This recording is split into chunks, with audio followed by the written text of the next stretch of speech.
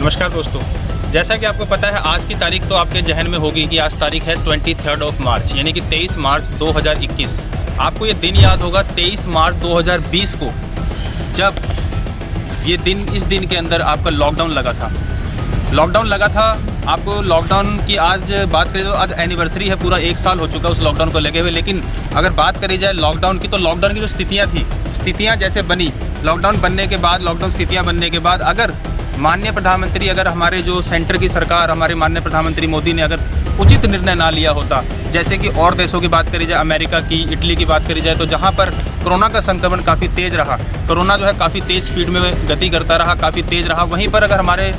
Centre की सरकार, आज माननीय प्रधानमंत्री मोदी जी की भी तारीफ़ करने को बनता है कि अगर समय रहते जो उन्होंने फैसला लिया, जिस फैसले के अंदर उन्होंने लॉकडाउन को लगाया, अगर समय पर लॉकडाउन ना लगता तो जो स्थितियाँ अनलॉक की स्थितियाँ आई, या फिर लॉकडाउन खत्म होने की स्थितियाँ, या फिर जो स्थितियाँ नॉर्मल हुई वो स्थितियाँ नॉर्मल ना होती। लेकिन जहाँ तक बात करी जाए लॉकडाउन लगना या ना लगना, वो तो बात की बात है, लेकिन लॉकडाउन लगने से जो स्थितियाँ, अर्थव्यवस्था खराब हुई, वो भी एक तरह से बात है। लेकिन सरकार की तारीफ इस समय ये करनी चाहिए कि कम से कम संक्रमण या फिर जनजीवन, और जो व्यक्ति का जीवन है, एक आदमी का जनजीवन होता है, उसको बचाया गया। फिलहाल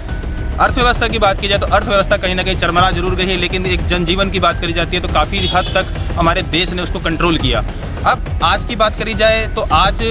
पूरे 1 साल हो चुके हैं हमारे इस कोरोना काल को जो है, लेकिन संक्रमण की गति जो है और संक्रमण का जो कहर है वो भी अभी ख़त्म नहीं हुआ। जो दुश्मन है हमारा, एक तो दुश्मन हमारा जो बॉर्डर पे बैठा है, और वही दुश्मन, दूसरा एक दुश्मन हमारा कोरोना का दुश्मन जिसे कहते हैं, जो हमारे साथ चल रहा है। आज आपको समझना होगा और इस बात को गहनता से अपने जहन में डालना भी होगा कि कोरोना का संक्रमण अभी ख़त्म नहीं हुआ है, कोरोना अभी ख़त्म नहीं हुआ है। 2 गज की दूरी और मास्क भी है ज़रूरी। तो कहीं ना कहीं मास्क का जो प्रभाव और जो मास्क का जो इस्तेमाल होता है वो आपको लगातार करते ही रहना होगा जब तक कि कोरोना का संक्रमण खत्म ना हो जाए। और वैक्सीनेशन की बात करी जाती है तो वैक्सीनेशन भी आपको समय पर लगवानी ज़रूरी है। फिलहाल वैक्सीनेशन हमारे इंडिया में स्टार्ट हो चुकी है। वैक्सीनेशन फिलहाल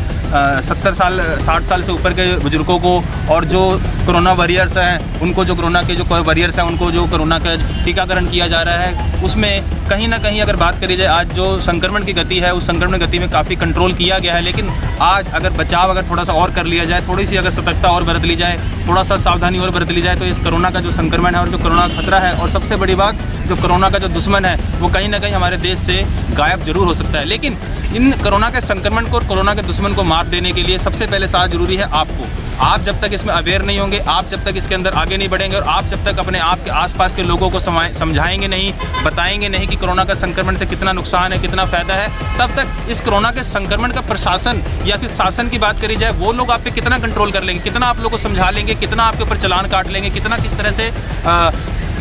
रोकने का प्रयास करेंगे। लेकिन समझना ये होगा कि पहले हमें अपने आप को रोकना होगा, हमें अपने आप को समझाना होगा, हमें अपने आप को देखना होगा, हमें अपने परिवार को देखना होगा। जैसे कि आज आप समझ सकते हैं, ड्राइविंग करते समय जब ड्राइविंग की जाती है तो हेलमेट का इस्तेमाल किया जाता है, ड्राइविंग की जाती है तो नशे को दूर रखा जाता है कि नशा ना किया जाए, क्योंकि ड्राइविंग करते समय सावधानी बरती जाए। रीज़न उसका सिर्फ यही होता है कि घर पे कोई ना कोई इंतजार कर रहा है। वैसे ही आज कोरोना की जो बात करी जाए तो कोरोना से बच जाएंगे अगर, तो आपका घर पे आपका इंतजार हो रहा है, घर पर आपके लोग, आपके जो प्रिय लोग हैं आपके, वो आपका इंतजार कर रहे हैं। तो कहीं ना कहीं कोरोना से आपको लड़ना है, कोरोना से डरना नहीं है, लेकिन डट के लड़ना है। और लड़ने के लिए सबसे बड़ा औजार होता है आपका, कोरोना का जो बचने का सबसे बड़ा औजार है वो है एक जरूरी मास्क का इस्तेमाल आपको समय पे करना पड़ेगा। ये नहीं कि प्रशासन आया, पुलिस प्रशासन आपके सामने आया, पुलिस ने आपको जोर लगाया, या फिर प्रशासन ने आपको जोर लगाया तो आपने मास्क पहन लिया, अदरवाइज मास्क नहीं पहना। तो कम से कम ये अपने आप को, आप अपने आंखों से अपने आप को धोखा दे रहे हैं, प्रशासन को धोखा नहीं दे रहे हैं। और प्रशासन सिर्फ और सिर्फ यही चाहता है कि हमारा जो देश है वो सुरक्षित रह सके, कोरोना की मार से हमारा देश बच सके,